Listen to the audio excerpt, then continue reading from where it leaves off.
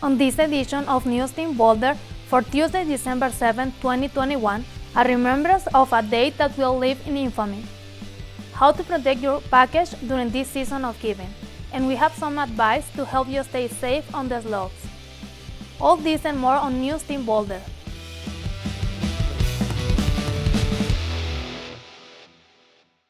Thank you for joining NewsTeam Boulder. I'm Anayeli Villalobos. On this 80th anniversary of Pearl Harbor, some 2,400 service members and civilians were killed in Japan's surprise attack on December 7, 1941. Just do the best possible and mutter a prayer. That's what CU Boulder President Robert L. Stern said to the students 80 years ago. In response to the attack on Pearl Harbor, Stern called a meeting in Mackey Auditorium to notify students that their final exams will not be canceled. The next day, the United States declared war on Japan and entered into the Second World War. President Joe Biden and First Lady Biden visited the World War II Memorial in Washington, D.C. The President and First Lady held a moment of silence in front of a wreath at the center of the memorial. The White House says it contained one wild sunflower, the state flower of Kansas, in honor of the late Senator Bob Dole. The veteran who died Sunday was seriously injured during World War II. The Biden also laid a bouquet in front of the New Jersey pillar in honor of Jill Biden's late father, who served as a Navy signalman in the war. Dozens of World War II veterans gathered in Hawaii over the weekend for the 80th Remembrance Ceremony. CNN's Joy Benedict spoke with some of them about why it was important to make the trip. The toll of the bell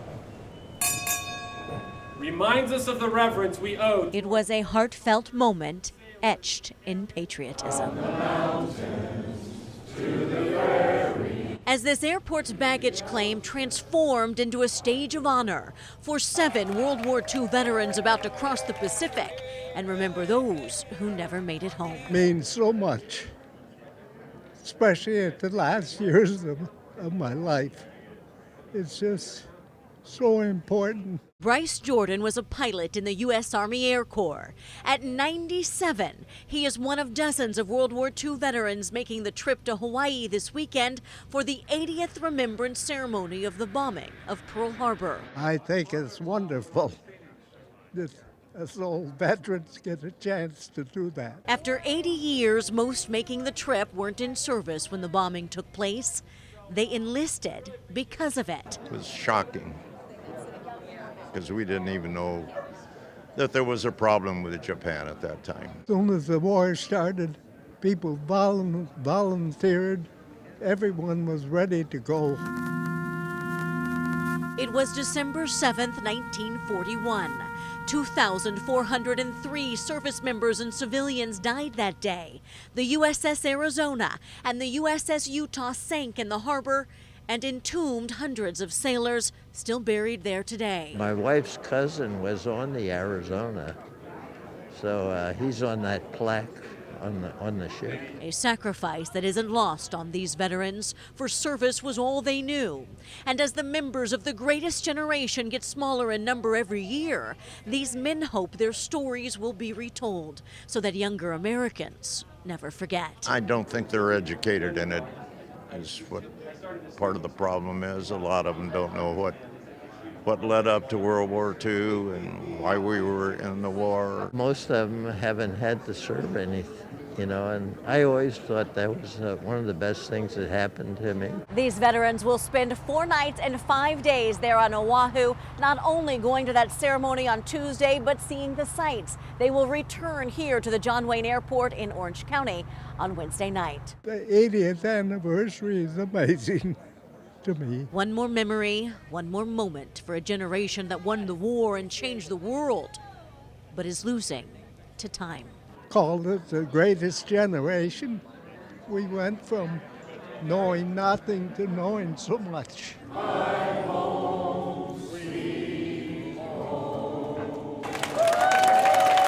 Joy Benedict.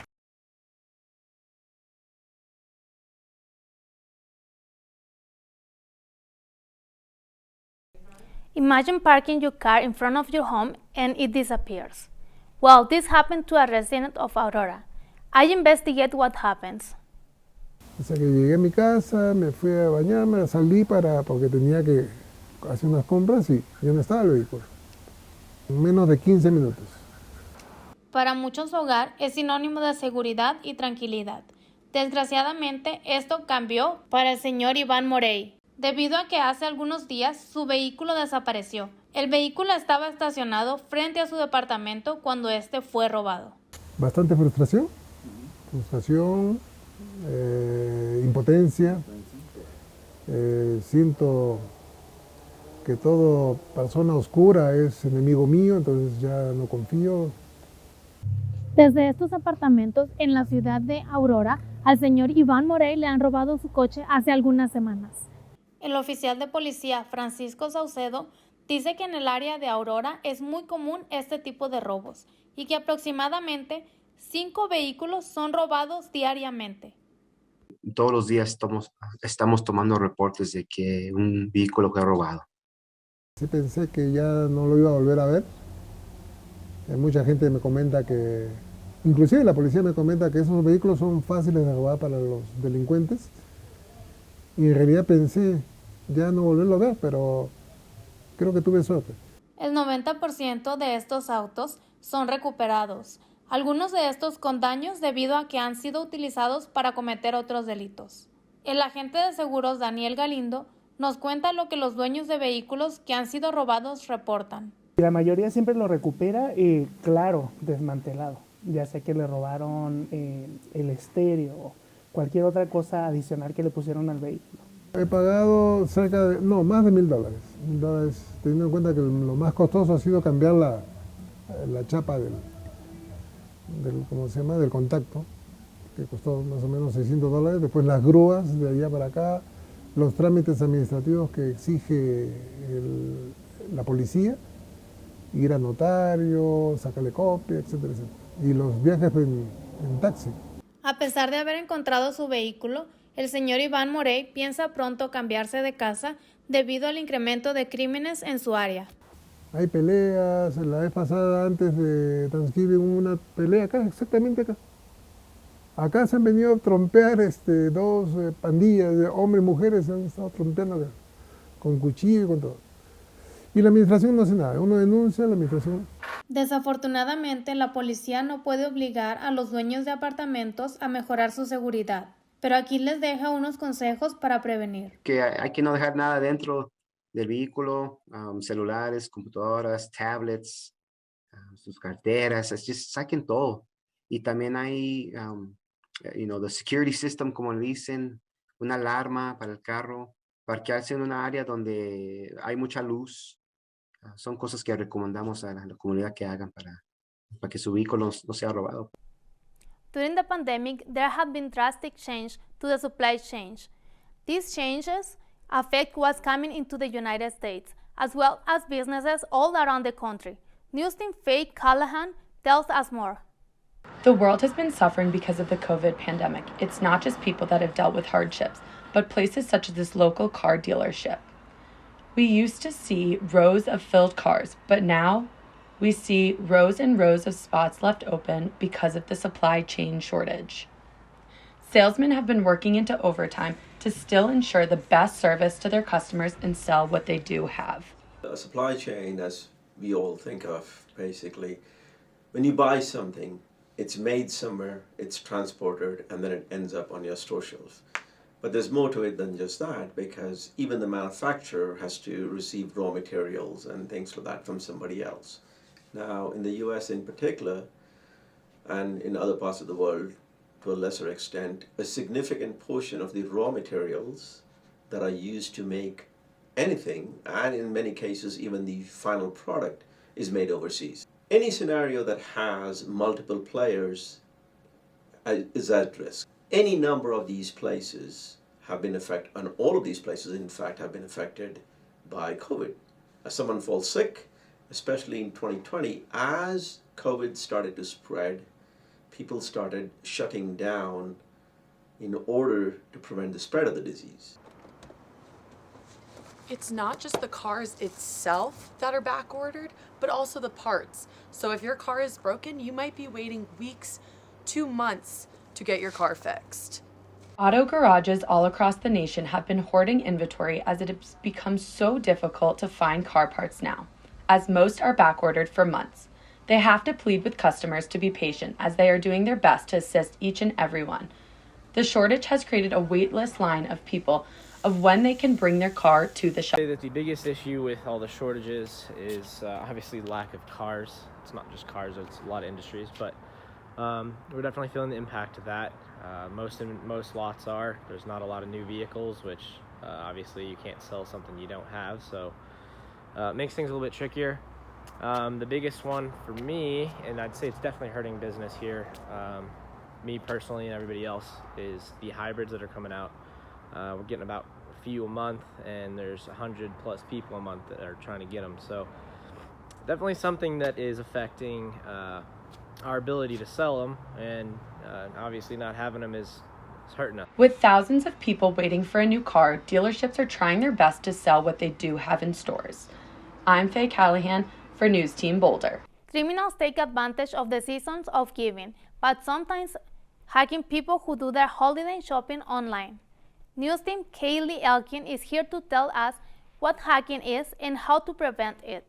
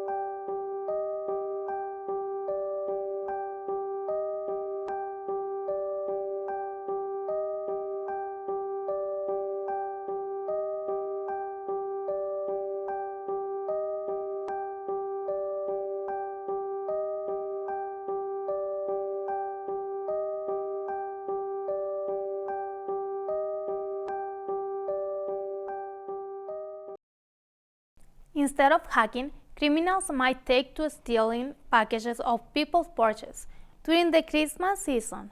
Here's NewsTeam Boulder, Georgia Worrell, with information about how to make sure your packages end up in the right hands. With the holiday season approaching, it's common practice for people to take to the internet to do their holiday shopping. CU student Camilla Mitkiss lives on Marine Street on the Hill in Boulder. While living here, she worries about the packages she orders from online ending up in the wrong hands.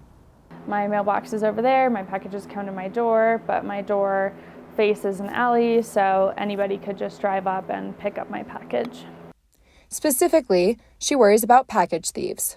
Package thieves, sometimes called package pirates, use the gift-giving season as an opportunity to steal packages off of porches. This makes people in living places like Mitkiss hesitant to shop for Christmas gifts online. There's so many people around and people who could just drive up and take the package, and so I'm kind of scared to do some holiday shopping. To combat against package pirates this Christmas season, Longmont Public Safety recommends changing the package's shipping address. Sign up for tracking services to receive messages via text or email about the status of your package. Make it look like someone is home when you are out of the house. Leave lights or the TV on to cause the thief to question if someone is home. Finally, have video surveillance on your house if you can. No matter where you do your shopping this Christmas season, use these tips to make sure that your packages end up in the right hands. NewsTeam Boulder's Georgia Worrell. As many students head home for the holidays, there are things that must be done before leaving a home unoccupied for several weeks. NewsTeam Catherine Zamora tells us what we need to do to keep our home safe during the holidays. Here's some holiday safety do's, and don'ts. Holidays are already stressful enough, so don't forget to get your home ready early. Christmas trees are cute, but once they die, they become a fire hazard, especially if you're leaving them up while you're going away for extended times. Throwing them out promptly can help protect your home. When leaving for the winter, be sure to set the thermostat from 60 to 65 degrees Fahrenheit to help preserve energy. Unplug all unnecessary electronics and outlets to limit the potential for fires and to help save money. Don't forget about the food in the fridge. It's better to throw it out now than later. You can also look to donate it to neighborhood shelters. Don't forget to lock up before you go. Have a safe and happy holiday season. Coming up after the break, we'll learn some tips on how to stay safe on the ski slopes.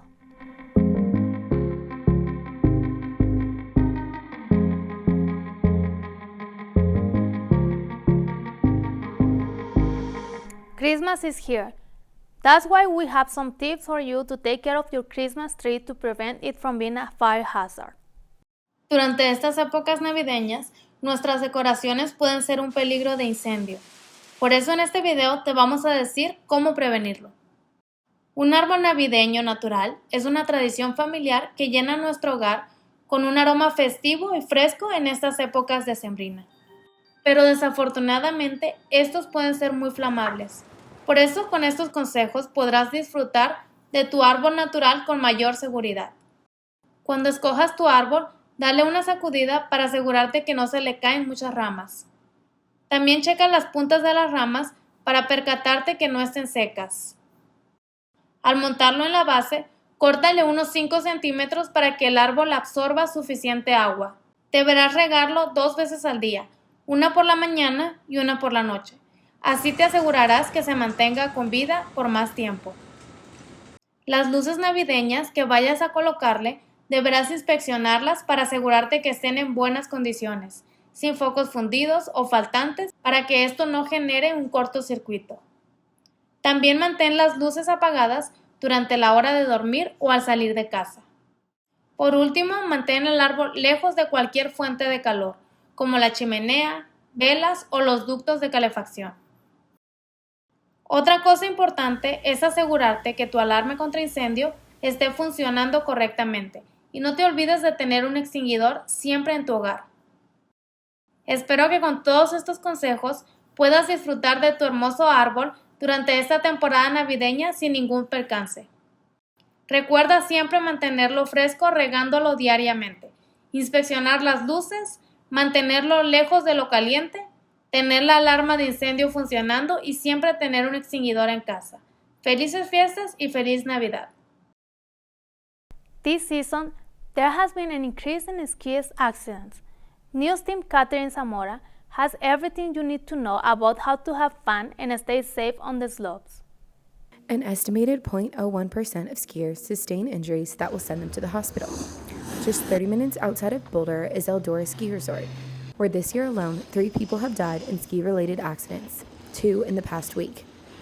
So this begs the question, do people not know how to stay safe on the mountain, or are they choosing to ignore it?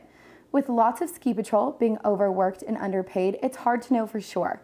But at the same time, they can't be held responsible for all riders. And they're getting paid like minimum wage or like a little bit like less than like what would be considered minimum wage in like a lot of places. Like I think it's like $12 to like $13 an hour, and they're like asking for like $15 an hour, which is like not a lot in a place like Vail or like Aspen. The National Ski Areas Association established Your Responsibility Code in 1966 for this reason, including the line, always remain in control and be able to stop or avoid other people or objects.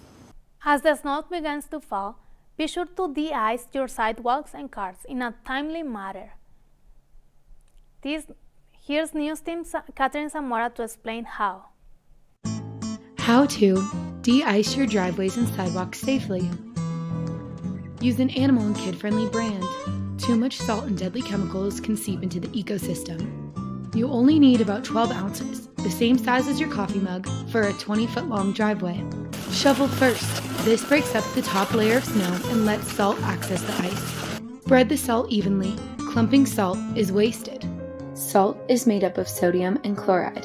It dissolves into these ions when sprinkled on ice. Those ions prevent the water from refreezing and melt the surrounding ice. Unless the temperatures drop below 15 degrees Fahrenheit, then stronger chemicals must be used to break the bonds in ice. Both magnesium chloride and calcium chloride are able to handle these harsher conditions. With finals week coming up and Christmas so close, students might not have much time to do Christmas shopping. So I went to campus to see how students are coping with last-minute gift shopping. I am so done with finals. The feeling of stress is filling up the hallways of CU Boulder. Finals, Christmas travel, and Christmas gift shopping are some of the concerns that the students have toward the end of the semester. Feeling a little stressed that finals are here and you have to deal with Christmas and everything. Christmas coming in finals, yes. It's very overwhelming because I want to get really good presents and gifts and everything, but I also want to do really well on my finals, and it's kind of hard to do both, especially within the time gap in which I go home and come back. Some will wait until the finals are over to buy Christmas gifts. Others are shopping between study breaks to release stress. Probably just till finals is done so I can do finals and then do it and go Christmas shopping. It's the best break from studying there is. It's true, it's a little, take some ease off of what you got to do throughout the week. Pretend that you're doing something else that's not school. I have done most of it, and it's cost me a pretty penny, but I have done most of my Christmas shopping and I'm pretty proud. I hope everyone likes what I get them. The preferred way to buy Christmas gifts will be mostly online. Some of the reasons for buying online are that they can do it from home, and also because they can find better deals online. Depends, a variety of shopping, maybe online to get cheaper stuff for family, just to not spend so much. It's going to be online. Actually did get some things from Cyber Monday. Yeah, most of mine are going to be online as well. Mostly in the store, but maybe a few things online. As we can hear, students are coping pretty well with Christmas shopping and finals. Some are halfway to finish and others are just waiting to end with finals to start shopping. Thank you for tuning into NewsTeam Boulder this semester, Bath. Today is our last show of the semester. To keep up with the News Team in the future, make sure to follow us on Twitter @NewsTeam Boulder. Good luck in your finals. I'm Anayeli Villalobos.